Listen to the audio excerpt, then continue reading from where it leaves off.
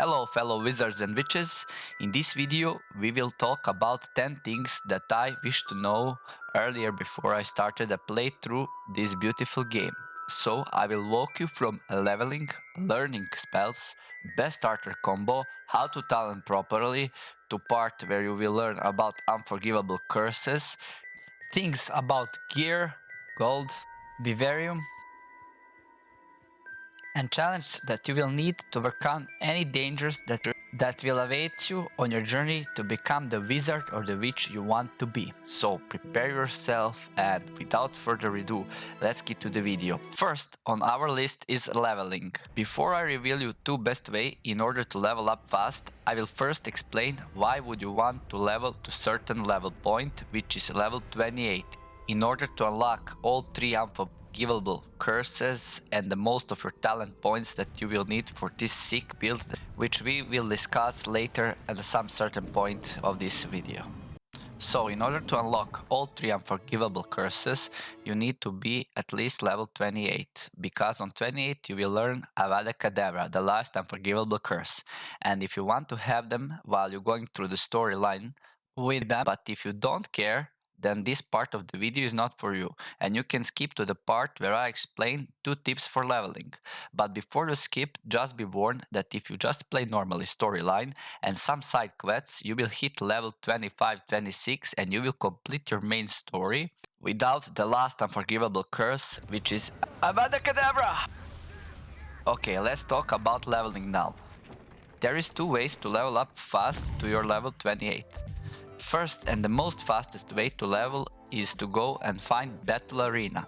If you have normal edition of the game, and if you're witch or wizard with deluxe edition, you want to find Dark Arts Battle Arena. There you will face a lot of enemies very fast, which will give you a ton of XP while you defeating them. Second best method of leveling is to go through Hogwarts and cast your Revelio spell in order to find all of the book's missing pages that you get on the start of the game, and also the field upgrades, since every and each of these methods provides you with a ton of experience. So all depending on you, which one you find the most satisfying in order to level up. I will completely leave that to you and skip to the next part. Learning the spells. First couple of spells that you will learn is naturally by going through the story, and you will be introduced to the spell mechanic and how to learn the spells. But as you move forward and start going deeper and deeper into the game, you will get special assignments from professors that you will need to complete in order to learn some spells. So be prepared to do whatever they ask from you if you want certain spells, but know that you will not need all of spells in this game in order to go through the storyline. So I suggest you to learn only the spell that you need if you don't want to complete 100% of the game. But in the case you want to complete 100% of the game, of course you will want to complete every challenge professor gives you in order to unlock certain spells. And also your friends from Hogwarts. Our next important to know tip is starter combo and the talent tree. For the starter combo, when you learn the first couple of offensive spells, as the game goes, you will want to put in your first slot, or whatever slot it's easier for you, spell name Incendio, which is a fire spell that casts in a shorter range and it produces fire and set your enemies on it. Second one is Confringo, which is a single target spell and more castable at the greater range. Spell also damage enemies who don't have a wand or a weapon in hand, so you can cast it on the monsters and various creatures around Hogwarts. And for the fourth slot, you will want Accio to pull enemies in the air close to you, and then you can combine it with the Incendio to put your enemies to the fire. You also might take in consideration to set Levioso on your second slot instead of Confringo, since Expelliarmus and Levioso can work quite well, especially in the early stages of the game. As you level up to level 5, you will unlock your first talent point, and from there on, each level is 1 talent point. Speaking of talents, you want to choose carefully, since they can't be resetted during the game and you don't want to make mistakes choosing the wrong one. So the one that you will pick are first in spell section, which you will open by pressing M for map, then click here on talents, then spells, and here we will take. You will first take Accio Mastery, then next will be Incendio Mastery, then we'll go back here to core and take Basic Cast Mastery, Ancient Magic Throw Expertise, and Swift, which are the most important before you go to the higher levels. Then go back here to Stealth and pick Sense of Secrecy. After that, you want to take all these talents in a Dark Arts and pick these talents. Blood Curse, Disarming Curse, Stunning Curse, and the Crucio Mastery. In the time between you level and take these talents, you will also want to put some talents in your core talents, and the talents we will put there are all of the talents here, which we unlock at level 5. Also all on level 16, except for these two talents. Let's now talk about Unforgivable Curses. For Unforgivable Curses, you want to pick them as soon as you level up. First one will be Crucio at level 16. Next one is Imperium, which is on level 19, if I'm not mistaken. Then on level 28 you will unlock your final and the most strongest curse that kill enemies instantly, which is Avada Kedavra. But in order to unlock these curses, you will need to progress to some certain point of the main story. Just keep an eye for an owl reports, where Sebastian Sallow will send you a message when he is ready to go on some of these quests, and he will teach you those curses. The name of the quests that Sebastian will send you is In Shadow of the Study, so you want to keep an eye for that owl report. Next part of our video is about the Room of Requirements. This room will come naturally by progressing through the story, and this room is important for your storyline since you will get to see the plants and brew some of the best potions there in the game. Also, you will upgrade and enhance gear through the magical loom, which you get in this room. So for your journey, be sure to save some money and make the money along the way, and not to waste it since you will need it, especially if you play your game on the hard difficulty.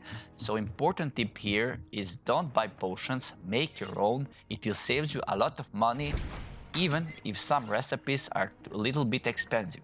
Now I will give you the next tip about the gold making, and you will not have to worry about your money and how you spend them on the recipes. You will just need to spend them and play as comfortable you are to play this game. So we are here to our next tip, which is gold making. About gold making, there isn't too much to say, but know this. Best way to make gold is by poaching as soon as you unlock Knapsack, magical bag, which is used for taking magical creatures outside of the Hogwarts. You will need to find puffskins and toads and to fill your bag with them, since they are most easier creatures to obtain. Then you will go to the Hogsmeade and sell them to the woman who buy beasts, which I'm gonna show you in this video, and you will have a plenty of gold in no time. The lady, which is located here, we will open our world map, Hogsmeade, go to here I come. Hogsmeade, then we will go to this shop, to this lady, and here we are. Here we sell our beast to her. It's so easy, and you will not need to worry about your gold anytime sooner or later. Next in the order are potions and herbs. From potions, you will always want to craft these 3 potions: Maxima potion, Wingewild potion, which is healing potion, and Endurance potion, since those 3 potions materials are almost everywhere for now, and they are quite good and strong. As for later on, as you require more spells and levels, you will also need to make one more potion, which is Thunderbird potion. For the plants, you will want to get Dittany and the Malusweet seeds in order to grow these plants, since Malusweet is used for Merlin trials. So I suggest you put 3 tables for this seed or 1 table with 3 planting spots. Merlin trials are part of the puzzles you want to explore and solve, and you must solve them in order to finish the 100% of the game.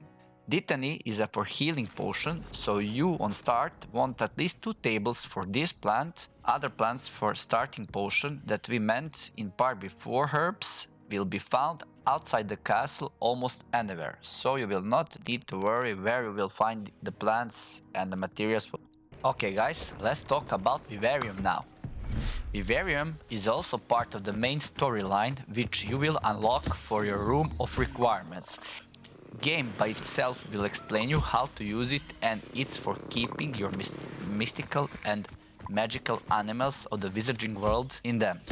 And these beads in return will produce 4 materials that you will need later in the game for upgrading the gear depending on which gear upgrades you want to put in.